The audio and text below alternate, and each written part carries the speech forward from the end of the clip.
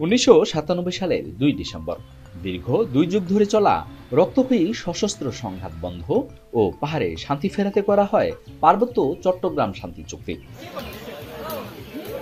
চুক্তির হাত ধরে পিছিয়ে পড়া পার্বত্য অঞ্চলে নেওয়া হয়েছে ব্যাপক উন্নয়ন প্রকল্প।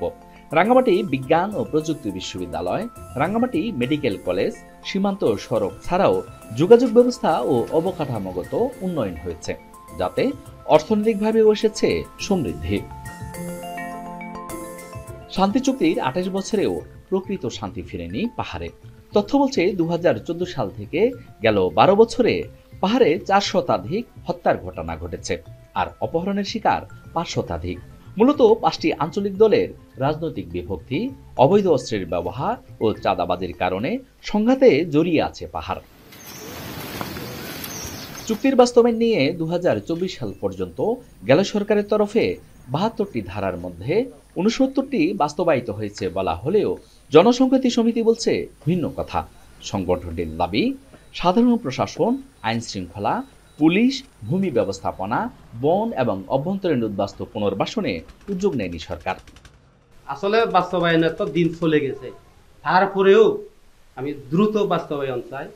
এই যে এই পাহাড়ে যে সংঘাত, মারামারি, নানা ধরনের বিদ্বেষ, এগুলো আমি চাই না। চুক্তির পরে আমরা এখনো দেখি চাঁদাবাজি হচ্ছে, ডেজার্টসে এখনো দেখছি আমরা সেই সন্তুর বাহিনীর লোকজনই এখনো পার্বত্য চট্টগ্রামে গুম করছে, হত্যা করছে, এখনো তারা অস্ত্রের ঝনঝনানি জিয়ে রাখছে। ভূমি সমস্যার নিরসন ও আলাদা ভোটার তালিকা প্রণয়ন না হওয়াকে চুক্তি বাস্তবায়নের মূল অন্তরায় মনে করছেন পাহাড়ের মানুষ। ফলে চুক্তি বাস্তবায়নে সরকারের এগিয়ে আসার আহ্বান পার্বত্য চট্টগ্রাম জনসংহতি সমিতির দ্বিতীয় শীর্ষ নেতা উষাতন তালুকদারের। জেলা প্রশাসকও স্থায়ী সার্টিফিকেট দিচ্ছে, আবার রাজাও সার্টিফিকেট দিচ্ছে।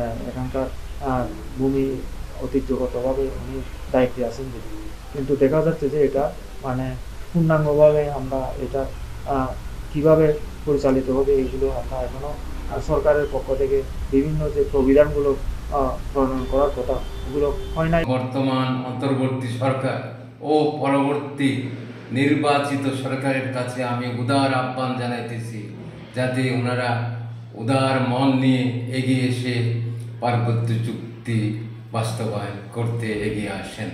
পার্বত্য অঞ্চলকে দেশের সামগ্রিক উন্নয়নের সাথে এগিয়ে নিতে শান্তি প্রতিষ্ঠায় কার্যকর উদ্যোগ নেয়ার দাবি পাহাড়ের মানুষের, যা এই অঞ্চলের সুষম উন্নয়ন, পর্যটন শিল্পের বিকাশ ও ব্যবসা বাণিজ্যের সম্প্রসারণ সহ স্থানীয় ও জাতীয় নিরাপত্তার সাথে অর্থনীতিকেও করবে সমৃদ্ধ।